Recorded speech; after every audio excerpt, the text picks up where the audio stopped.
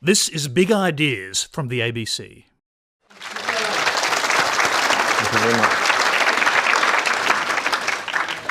Thank you very much. It's a great pleasure to be here. I'm Julianne Schultz, the editor of Griffith Review, and it's my great pleasure today to be in conversation with John Keane. John has recently returned to Australia after many years living in the UK to a position as Professor of History at the Professor of Politics at the University. It's a particular pleasure to be able to welcome him back to Australia. He's only been back for a month, and so he's going through that sort of rather ghastly sort of re-entry process, which is sort of interesting, and especially to arrive back with his interests in this very strange political time that we find ourselves in. Let me just give you a little bit of background about John's achievements and so on before we start the conversation. He left Australia about 25 years ago to pursue studies in Toronto and in Cambridge.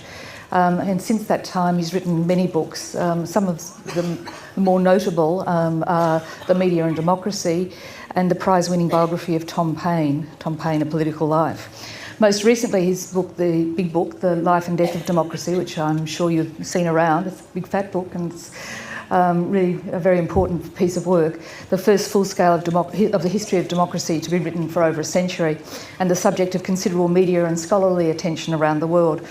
This book has just been shortlisted for the Prime Minister's Literary Award, and it's a topic which will be of particular relevance, whoever the Prime Minister may be, who gets to give him, I hope, the award when the Prime Minister's Literary Award is announced later in the year.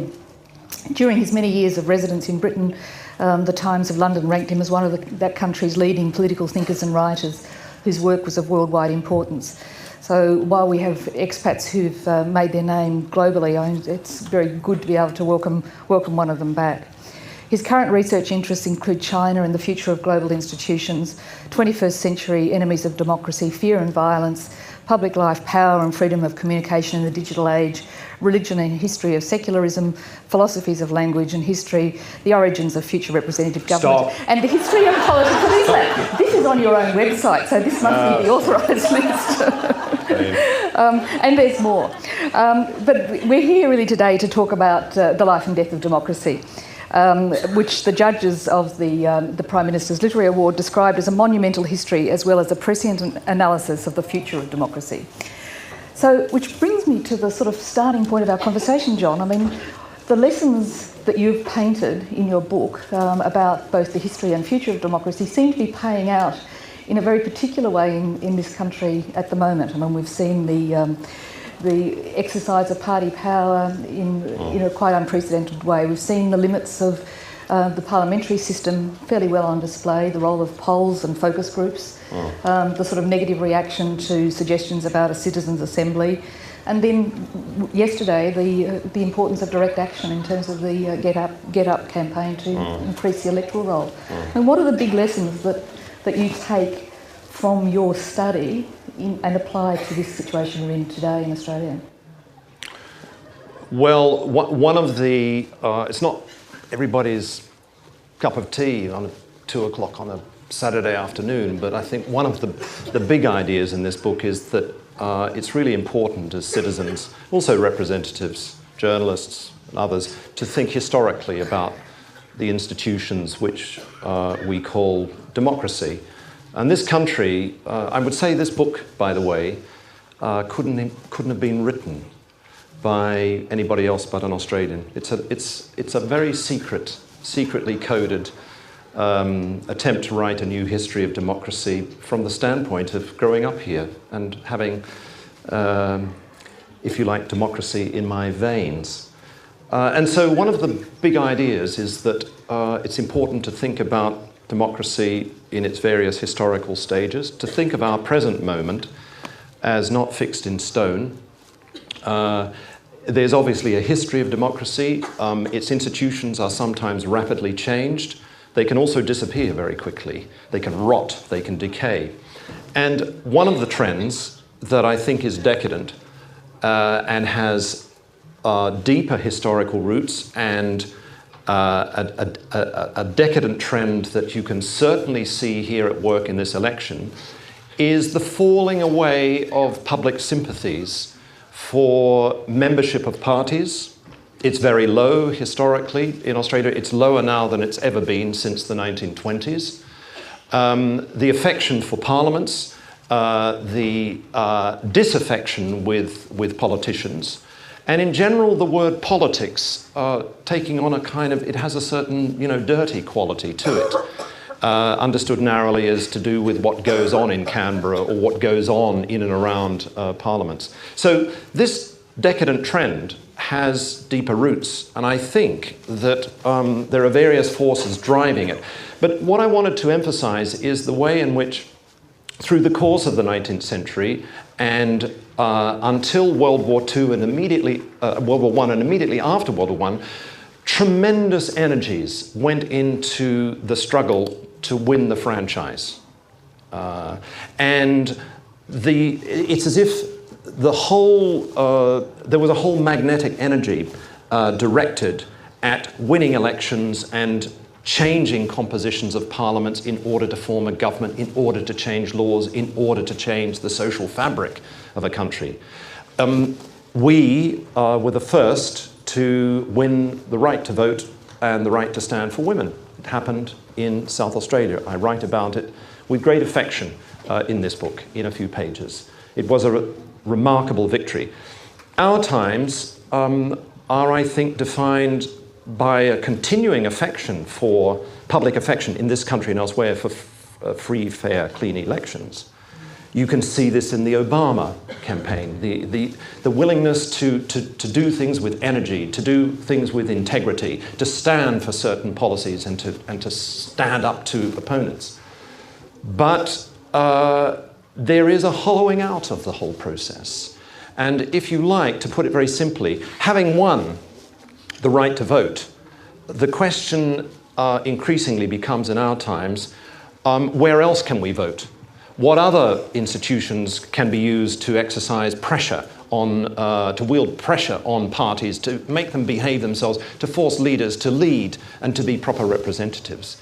And I think that what I try to say in this book is that there's a long-term shift that is taking place and has been since 1945, so that democracy comes to mean, to put it simply, not only fair, free, clean elections within territorial states like Australia, but it comes to mean the permanent public contestation and scrutiny of power, of corporations, of governments, of parties, and of states themselves in a much wider context. And we lack a name for that. It's no longer, in other words, the old representative democracy that our grandparents knew. It's something new. It is a black swan moment, where if you look around, think about what Get Up did in yesterday's extraordinary decision. This wasn't an initiative of parties or politicians or parliaments. It was a monetary body, a public scrutiny body that had the good idea that since we register online for everything, why not register to vote? And they addressed a very serious issue. There are 1 million, maybe 1.4 million Australians who are not registered for this election. 100,000 have been added by that, and I think it will open the whole process of change. So, in a word, some of you heard this yesterday, and I'm a bit shy of repeating myself for once. But I think this election seems to have a lot of decadent qualities for the moment. Kmart versus Kmart. Very controlled, as you said, election campaigning. Those frightening moments where leaders meet real people and discover that actually they're not quite as they were scripted to be. The Vietnamese fruit and vegetable seller in Melbourne, who declares proudly to the media that he too was a boat person, which embarrassed Abbott. But underneath all of this, a certain seething discontent, a certain vacuum opening up, a feeling that there's something blocked in this, central nervous system of democracy, which is periodic elections. And I think that from here on, whatever the outcome, we're likely to see, I think, a new phase of discontent which comes through these extra parliamentary processes, bodies that actually are calling out, crying out for governments and parliaments and politicians to act differently about the matters of public concern. So you've thrown out a lot of really important things, some of which we'll come back to later in terms of teasing out the process of what you mean by monitory democracy, the Australian history, the importance of power and scrutiny. But it seems to me, just to come back to the very here and now, in a sense, that what you're talking about at this moment today is actually the contest, in a sense, between a heightened notion of representation, which is represented in the polls. You know, the polls give us a certain number. You know, it's 49, 52, 20. You know, whatever the figures are today in the paper. That's sitting on one side. On the other side, you've got this sort of emergent monitory, you know, that being a hangover in a sense of an old representative model where you're polling and counting and so on. And the other, you've got this emergent monitory direct engagement. And it's almost as though this is the moment where those two opposing forces are butting into each other, you know, yes, in a very serious sort of fashion. Yes, I think that's true. I think, and we had, for example, a session this morning on green politics, and I think that, as I said yesterday, I think that one of the remarkable things about Australia is the well-developed, the maturing sense publicly that actually the representative system is not working. It's not working in that it's failing to address this very big issue of climate change, of warming, of biospheric destruction. And the driving forces of this, I think, are these public monitors. That's why I talk about monitory democracy, not monetary democracy, by the way. That is a common misunderstanding. And in fact, I gave an hour talk in a place not to be mentioned, where at the end someone stood up and said, asking a question about this monetary democracy, and I realised that I had not made any sense at all, probably well, maybe, to most of the audience. But yeah. Just for the benefit of this audience, because not everyone will have heard your session yesterday, I mean, let's just go through the principles of what you mean by now I'm going to say monetary, yeah, monetary democracy, and that transition from the 11 democracies in 1940, the beginning of World War II. Well, the standard story is that, 1945, there are only 12 democracies left on the face of the earth. Since then, Francis Fukuyama's favourite idea, which he still holds to today. A huge renaissance of democracy, many, possibly 60, 80, 100 representative democracies. And that's the big trend of our time. That's what he called the end of history. And against that view, I think that he misses something really fundamental, which is the growth, for the first time in the history of democracy, of all these watchdogs, guide dogs, barking dog institutions, integrity commissions, human rights networks, bio-regional assemblies, online monitory groups like Get Up, Amnesty, Greenpeace, Truth and Reconciliation tribunals, public memory commissions. I mean, these are all new. They may seem obvious to you, but they're all new in the history of democracy. They've all been born since 1945, and they're not, by the way, Western inventions. Most of these come from a variety of spaces on the face of the earth. They're all inventions, power-scrutinizing inventions to solve a problem.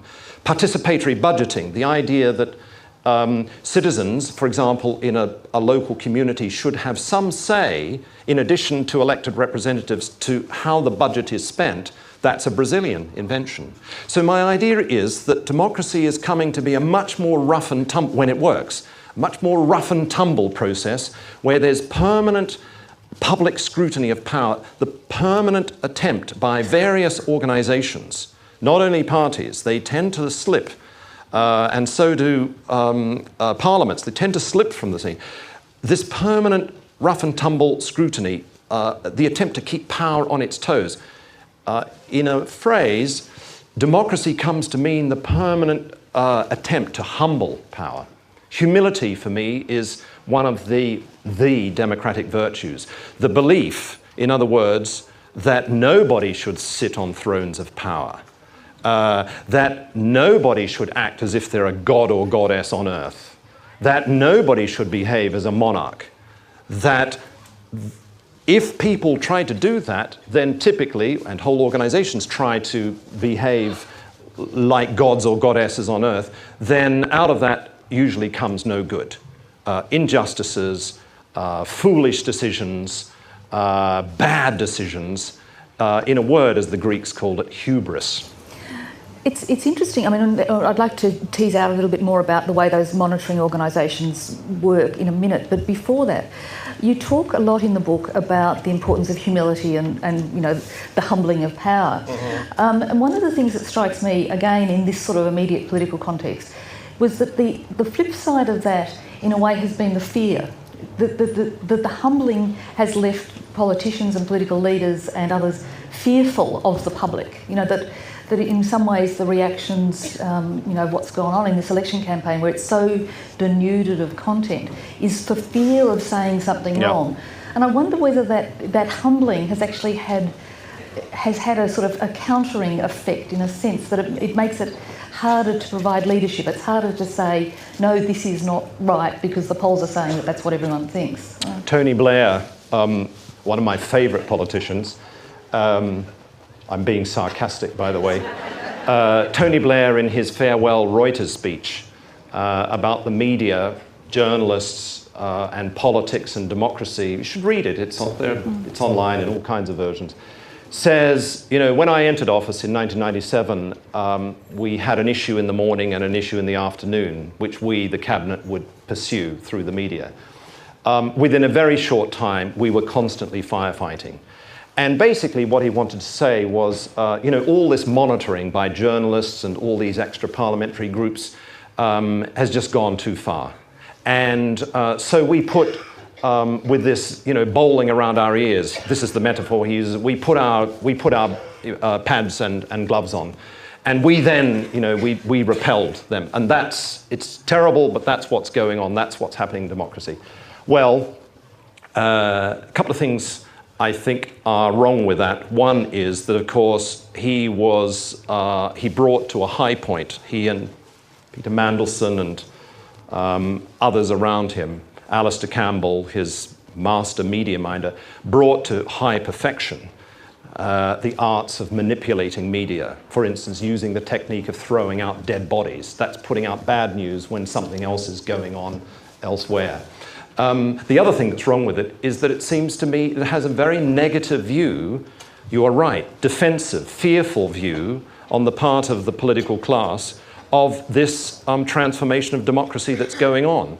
But it's not necessary, because there is another way by which elected leaders, through periodic elections, can handle this, which is to work in tandem, to try to work in tandem with this monitoring process. And I think Obama did that extremely well during the course of his election campaign. It's not accidental, by the way, that his background is in exactly this monitoring process, you know, Chicago community organizing. He kind of gets it in a way that it seems to me the two potential prime ministers, there possibly are others, but the two potential prime ministers in this country don't get it. And so they put their armour on, and hence the whole machinery of dissembling and of, you know, only meeting people on their own terms. This is a very strange perversion of representative democracy. But to put it back into a context in terms of the media's role, I think it's particularly interesting, because you talk, you know, we have become accustomed in a representative democracy model, you know, the old sort of notion that the media was there as the principal monitor, you know, the fourth estate. Fourth estate, yeah. So for many, many years, that's been the expectation. The media was there as the principal monitoring agency. What has happened in this sort of post-war period that you're describing is the growth of many, many other agencies which are involved in monitoring. So that's the ICACs and it's the commissions and it's the, all the regulatory bodies. It's a huge range of monitoring organisations. The media, in some ways, has lost that privileged status which it once held almost alone. And so one of the things that sort of intrigues me in this process is that by playing to the media game, this defensive sort of thing, then in a way it's not only a last gasp of an earlier model in terms of the political process, but it's a last gasp of the media as its own agency of scrutiny and control of that political process. And so it's like this sort of thing that's collapsing and the dinosaurs are fighting at the bottom, but there's a whole lot of other stuff that's going on, which is actually much more interesting. Yeah. Little anecdote that might illustrate the change. It's from Britain. You may have not heard about it, but there was an afternoon in the House of Commons when Gordon Brown was fielding Prime Minister's questions.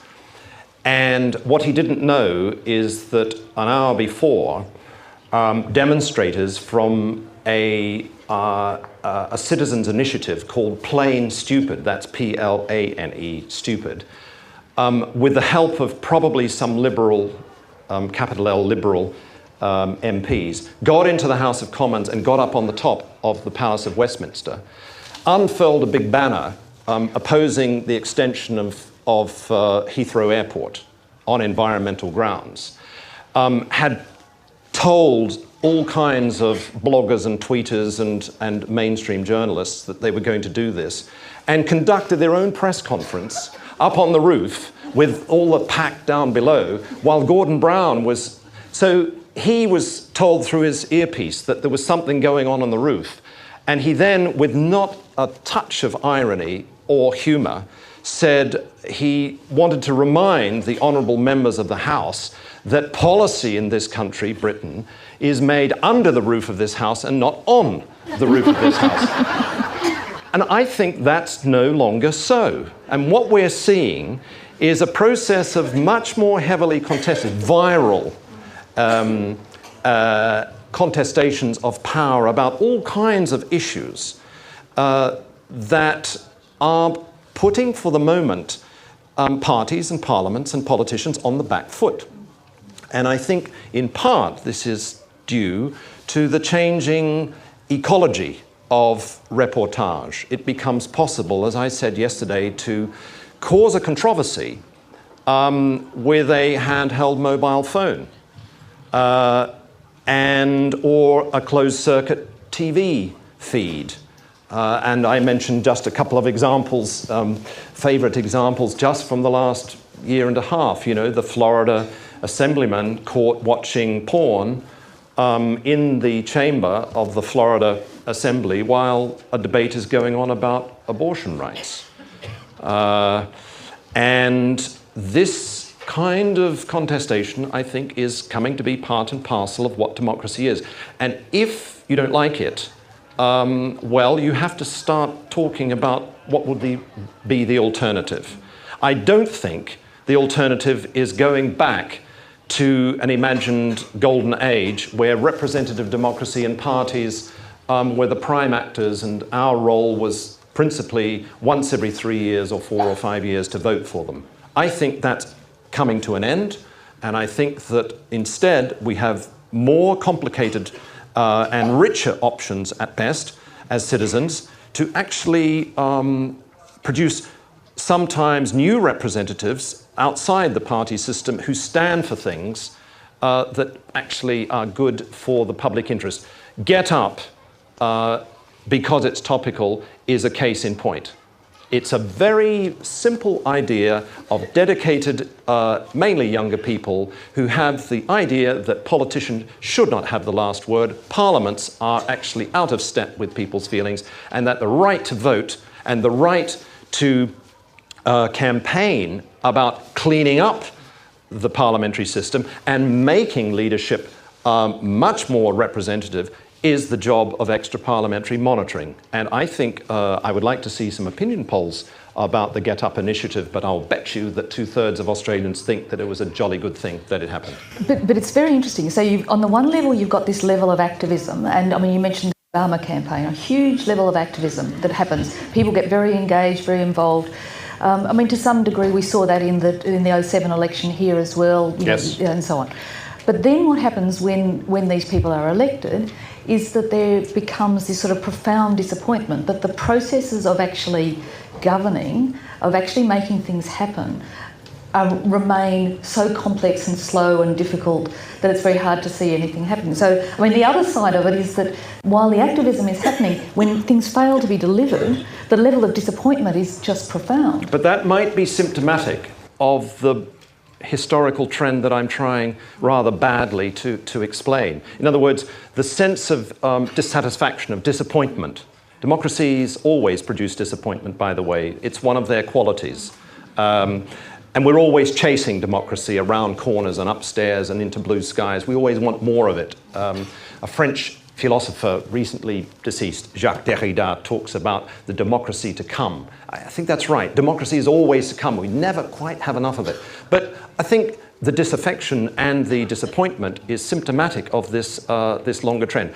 There are moments, I write about a number in the book since 1945, where you can't say what you've just said. That is, the disappointment doesn't all end in a kind of morass of disappointment and failure. One of the opening moments of the birth of monitory democracy is the civil rights movement in the United States. If you think about it, under conditions of, in effect, apartheid, with the party system deeply implicated in that apartheid system, a movement began using all kinds of new monitoring devices of power, trying to publicize the injustices of racial discrimination deeply rooted in the whole American South.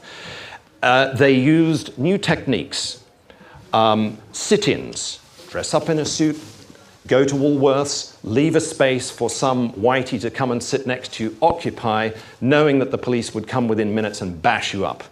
Be dragged away. No bail, no jail pledges.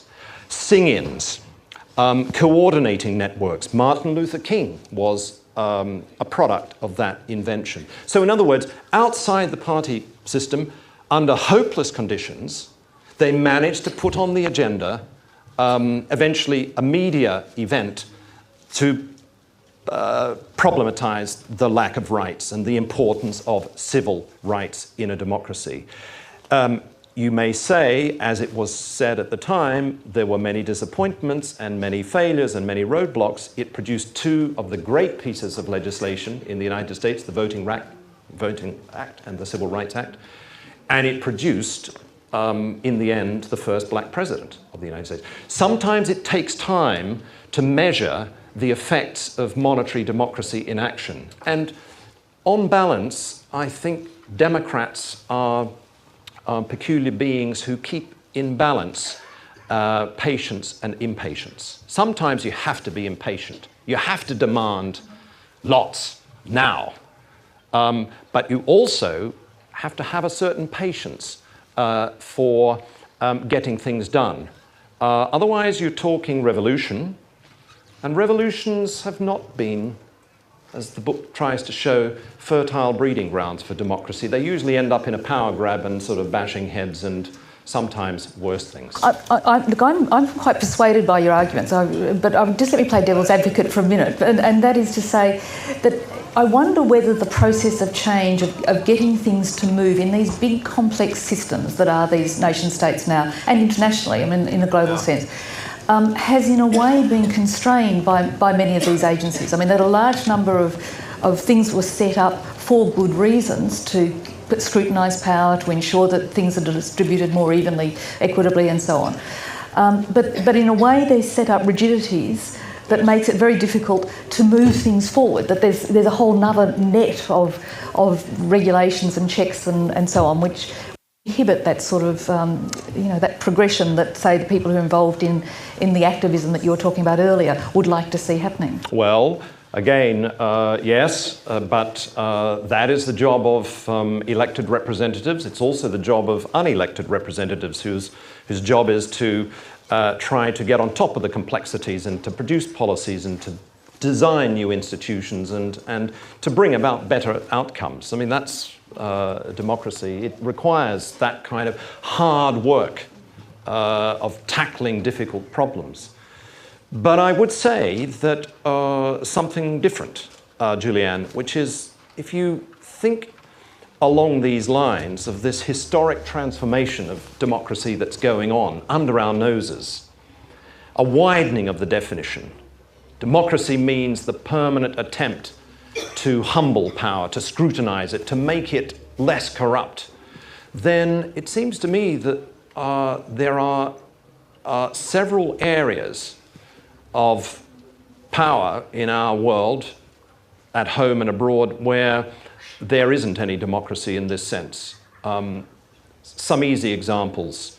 The extractive industries are not, as they operate globally, are not fields of power open to democratic accountability. And one of the things that's being struggled about here, I think, is the need for a new regulatory structure that actually hauls them in and makes for much greater transparency. That's unfinished business. This election produces nothing on that score. There are other areas like the arms trade. It's almost wholly untransparent. Another area is seen globally, asylum seeking and migration. There is no global regulatory authority that can bring some transparency, public transparency to the whole process to regulate it differently. So, and the least favourite example was, of course, the banking and credit sector. It was almost wholly, as I said yesterday, unregulated, self-regulated, but not subject to any public scrutiny mechanisms. And what we're learning, and it's a new argument for democracy in the 21st century, is when power is unconstrained, when it's not subject to check and balance, when it's not subject to public monitoring, then it typically results in foolish, sometimes irreversible and disastrous decisions. There's a new justification of democracy as the best weapon we have against stupidity. Yeah. That went down like a red balloon. It's just trying to get their heads around. There's a lot of stupidity Folly about. in democracy is really, it's a very interesting topic. Churchill, by the way, was on to exactly that in a grumpy speech in the House of Commons in November of 1947. There was a debate going on in the House about the nationalisation of, or the setting up of the NHS. And he didn't like Attlee, and they'd slagged him off in the previous several days. He was ill, Churchill. And he came to the House grumpy, and he likened Attlee to Hitler. It was sort of astonishing, you know. And what's going on here is, you know, the totalitarianism at home after we've just defeated it militarily. And it was in that context, the speech is never read, but the line is always quoted, that Churchill, this part I agree with, said, you know, the reason why we have democracy and the meaning of democracy is to stop folly in its tracks, so that it's not a perfect government, but it's the least worst form of government so far human beings have invented. And I agree with that very much. I think that very much is an opening anthem, if you like, in this new historical phase of democracy that I'm talking about. Bossiness and bulliness, bullies and bosses don't belong anywhere. One of the things that you wrote about in an essay for the not the most recent Griffith review, the one before, the Lucky Country. The best one, yes. No, well, the next one is always the best one. Oh. The new one is called Prosper or Perish. But in that you were writing about the way where democracy is well equipped to deal with disaster. Mm-hmm. And I mean, climate change is obviously the example that sits there as the sort of the elephant in the room when talking about sort of disaster.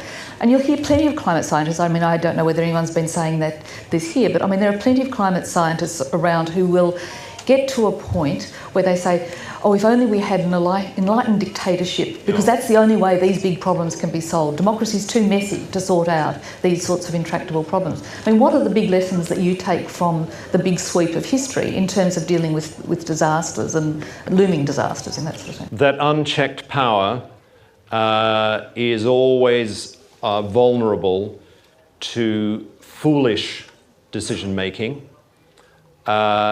to what the Greeks called hubris. And our misfortune, hubris, by the way, is almost the personality change that happens when you accumulate more and more power, so that you lose touch with reality and you begin to make really stupid decisions whose feedback effects you don't recognize because you're cocooned in your own power. And in the end, it results, typically, the Greeks thought, in disaster. They had a very good remedy for hubris, which was the belief that the deities would take a revenge on human beings, on mortals. Our misfortune is that we don't have them to hand. By the way, one of the deities, a goddess, was Democratia. She was a woman. She's always been represented as a woman, by the way, who would strike down foolish decisions, or so the Greeks thought. So our misfortune is not to have this. So one could think about democracy, as I try to do in my work, as a remedy for the potential and actual disasters that chronically come from unchecked, concentrated power. When you think about it, that's just a fancy professorial way of saying that's why we have periodic elections. Why don't we just, give power to Tony Abbott forever? Or Julia Gillard? Or possibly Bob Brown? Well, okay, I thought you might say that. Set you up nicely. But the reason we don't is because Democrats are those, and this is we're getting now down to very basic things. Democrats are those, historically, who have actually thought that a measure of mistrust of power is necessary in human affairs. And it's the originally Greek idea that we are not gods and goddesses. If we were, no problem. We wouldn't have to bother about politics. We wouldn't have to bother about concentrated power. But since we're not, we have to worry about those who act as if they're gods and goddesses. So democracy is, it's Churchill's line, the best weapon we've ever invented so far for handling mistakes. I think it's a 21st century idea, by the way, and even in China, I am having discussions with various parts of the bureaucracy about exactly this question. There are some parts of the Chinese Communist Party that are now acutely aware that if you, unless you have some public scrutiny of power, projects like large housing developments or dam projects or transport systems, so large-scale, complex mega projects that have a big footprint and are very costly, unless you have some kind of public scrutiny mechanism with teeth, they will typically run over budget, they'll be over the contract completion date, and they will very often have unintended nasty effects on people or the environment. So democracy comes in the era of monetary democracy to be much more about precaution, risk, danger. And this is a way of thinking about democracy that would have been greatly surprising for those in the 19th century who, for example, in the anti-slavery movement in the Atlantic region, self-described Democrats thought that the best thing about democracy is that it was a God-given ideal, and it was typically a Protestant God. They thought it was, a command by God for us to have elections. I think we don't think like that anymore. We're thinking in a new way in much more dangerous times, and it's certainly this precautionary principle, and democracy as an ally of precaution, is certainly at work in the greening of politics.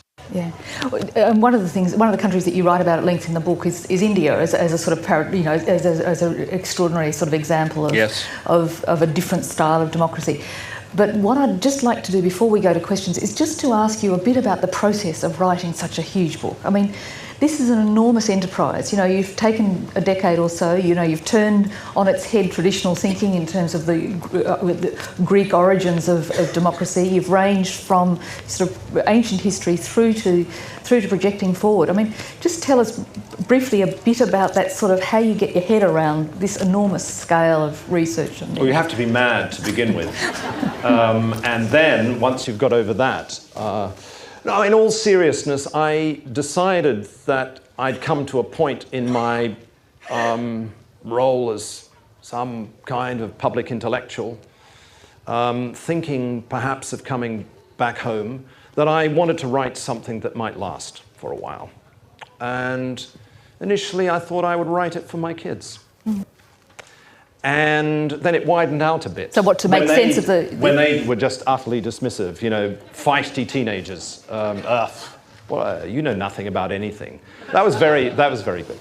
And I then, you know, as you do, you get a contract and you have this grand idea, and then it all fell to pieces in my fingers.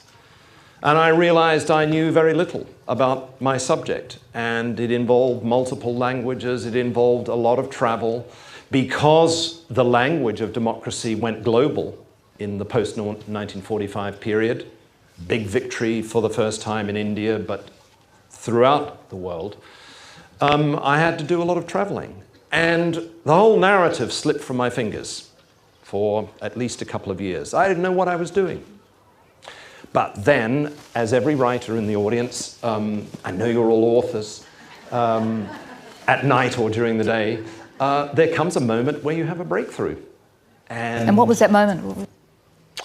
Oh, a string of moments. There wasn't a single aha moment. Well, yeah. You know, I was working on various parts of the narrative simultaneously, and one little, you know, local for consumption moment was the moment when I was writing about the victory of South Australian women to win the right to vote and the right to stand, and, by the way, postal balloting and Saturday voting, which they got because the enemies of that enfranchisement of women thought that they could kill the bill by putting all the worst things into it, and they managed to pull it off. They managed to win the vote. But there was a moment where I went looking for my relatives in the list of petitioners. There was a giant petition of 110 yards, with kind of little A4 sheets, grey paper, glued together, wrapped in a golden bow, presented to the Parliament on the eve of the final vote. And I asked, where was this? Where was the petition? Nobody really knew. It turned out to be in the basement archives of the South Australian Parliament. And I went down there. It hadn't been looked at for at least half a century. Went through it. All the sheets were fugitives, as they say, you know, all jumbled up, narcissistically looking for whether I had good blood or not. Were there any relatives? And I knew on my father's side, you know, rebellious, Republican, Irish labourers, they wouldn't be on it because it was a middle class and a Protestant affair.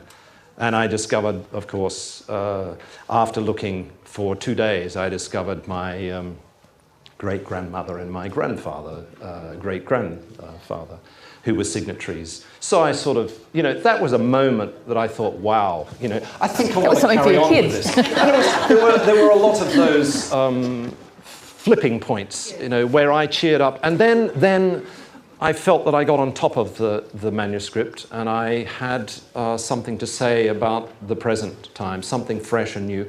And I think it then, in a way, wrote itself.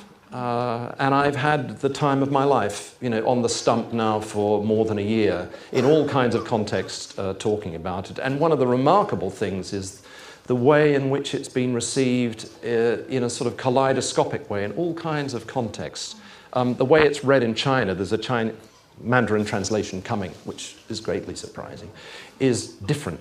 It's received very differently than it is, for example, in Britain, where it was seen as a kind of anthem to understanding the parliamentary expenses scandal. That was the then how it was received in America, where they saw themselves as a sort of the centre of democracy, and this was a challenging sort of analysis. It's the most disappointing reception, and I have been talking to agent and publishers and journalists about it. There's been a grumpy reaction, and I think for several reasons. First of all, reviewing space in mainstream dailies in the United States, book reviewing space has declined by probably 50% in the last 10 years. That's a disaster. The substitute internet-based book reviewing culture is not altogether strong or impressive. The Huffington Post complained that it was too long. That's its principal complaint. The Internet Review of Books took offence to the rudeness about the United States. I mean, I say in the book, and it's controversial and it's against Fukuyama and others, that actually if you look at the Founding Fathers, between 1776 and 1787, none of them were Democrats. They all despised the word.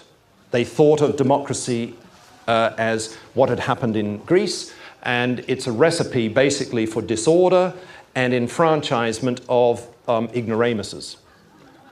And what I say is that democracy had to be fought for in the United States on the basis of this new Republican Constitution. Well, the Internet Review of Books complained that this was un-American. They said actually anti-American. And I then began to wonder about the kind of melancholia in the United States. It is a declining empire. It was the great 19th century laboratory experiment with democracy. Many things happened in the United States for the first time. The first political party named Democratic happened there. The fact that a civil war was fought over two competing definitions of democracy. Were they Greek, assembly-based, slave-owning, or were they modern representative democracy? And it was resolved, of course, in favour of the latter. It was the first democracy to formally end slavery, and so on. But I point out that all this happened during the 19th century and before World War I in the context of rise of empire. And I know that several reviewers took offence to this, that you have tied together this remarkable experiment in forging a representative democracy by linking it with empire. And of course, a democratic empire is a contradiction in terms and in fact. The book points out there have been three empires that were democracies. Athens, which was defeated militarily by the Macedonians. The French revolutionary Napoleonic France, which was also defeated militarily because of its expansionism, and it gave, by its actions, democracy a bad name in various parts of Europe. In Russia, a key reason why democracy never took root, why the plant of democracy never flourished, is because democracy was associated with the conquest, with the rape and pillage of Napoleon's troops.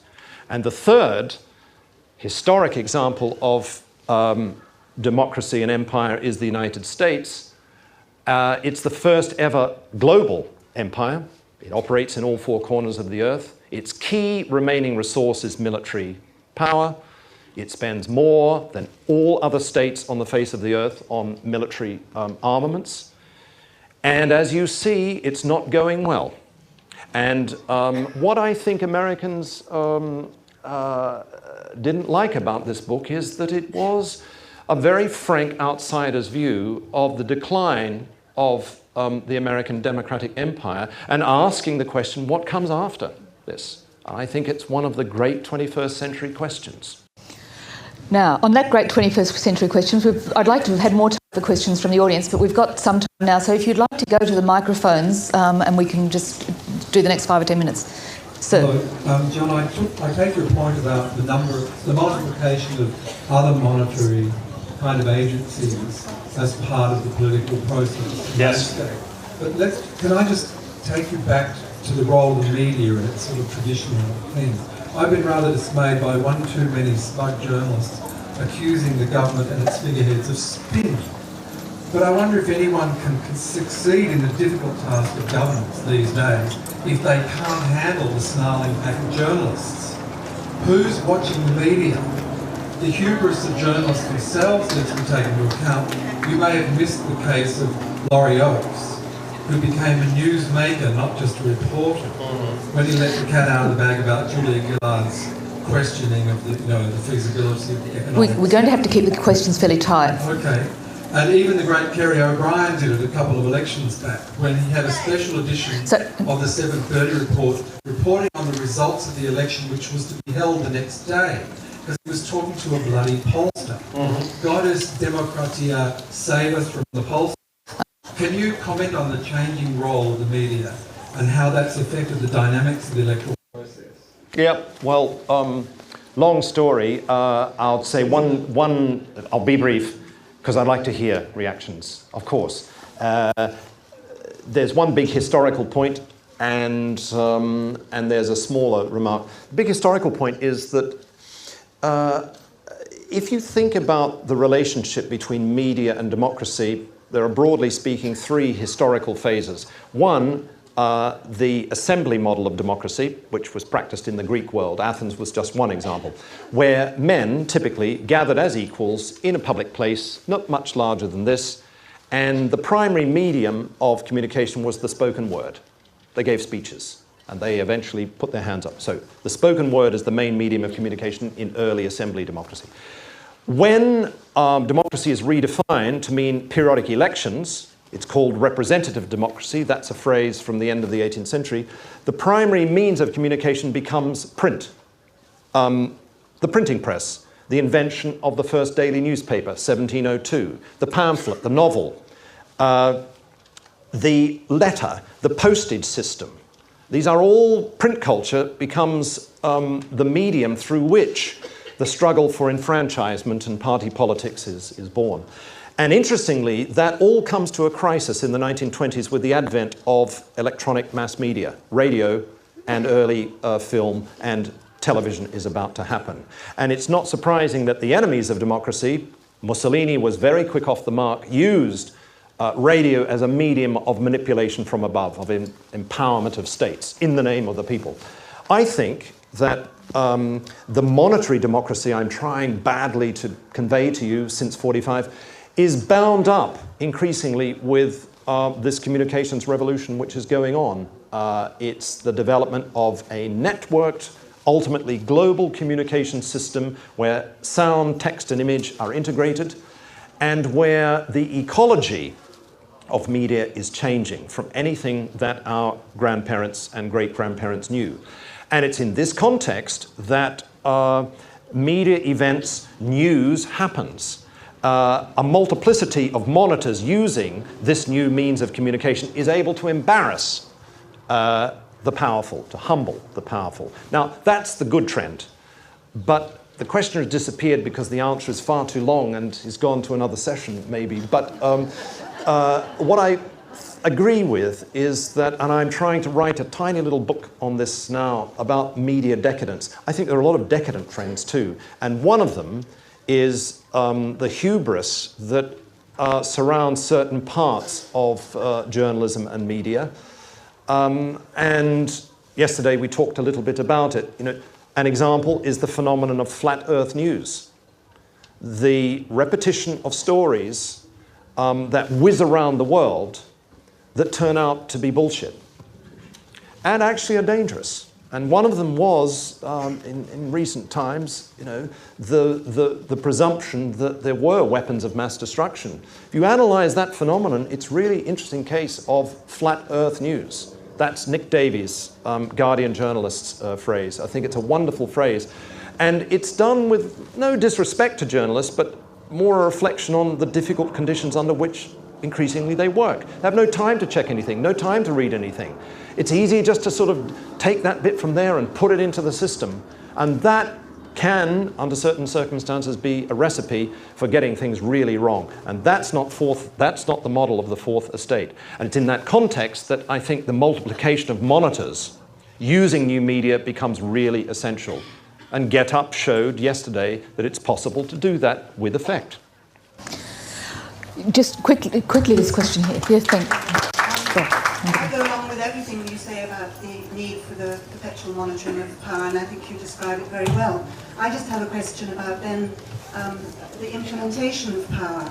That if, say, we're fortunate enough to have leaders who are happy to swim along with that perpetual monitoring, are we going to get grown up enough that we will then support the person in power, not leave them stranded? If you look at Obama, you know that he's got up there by this, and he has the background of community leadership and so on, but he's stranded there in a very difficult situation.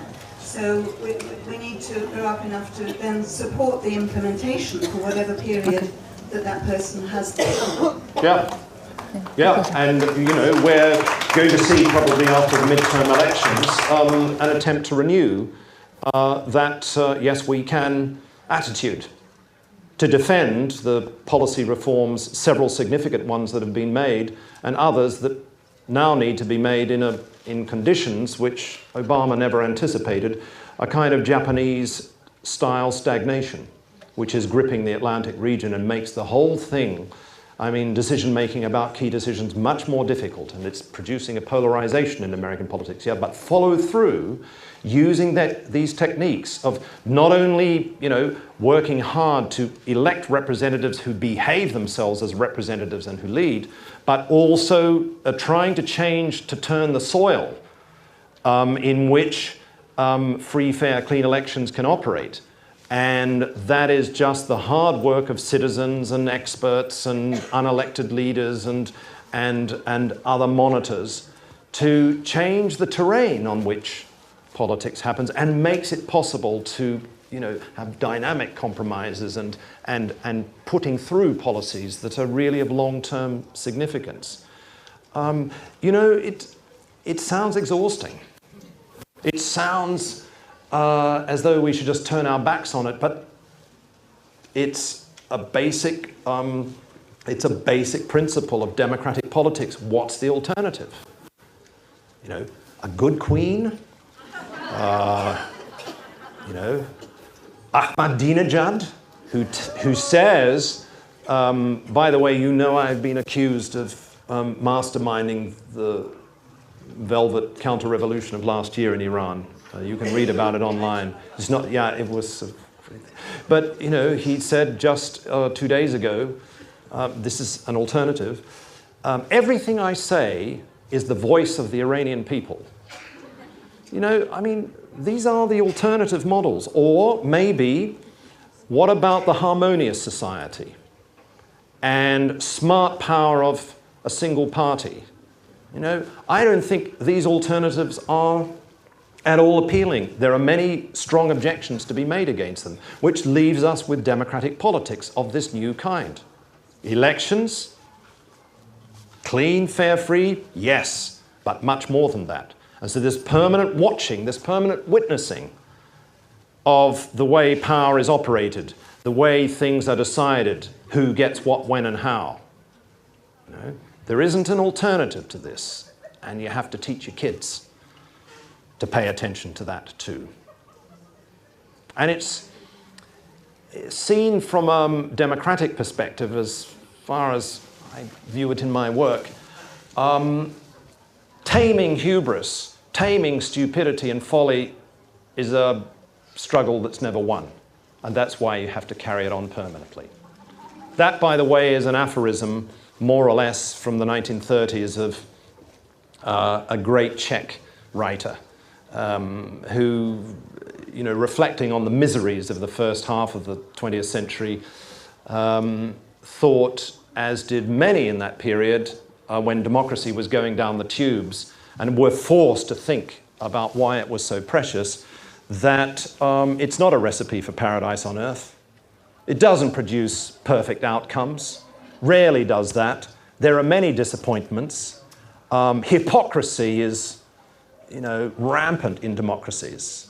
But that's why we carry on as citizens with representatives. That's why we carry on efforts to humble power, to make it behave itself, so that it doesn't bring misfortune and injustice to large numbers of people.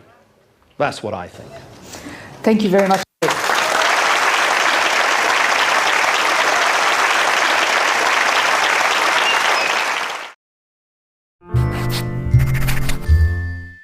This is Big Ideas from the ABC.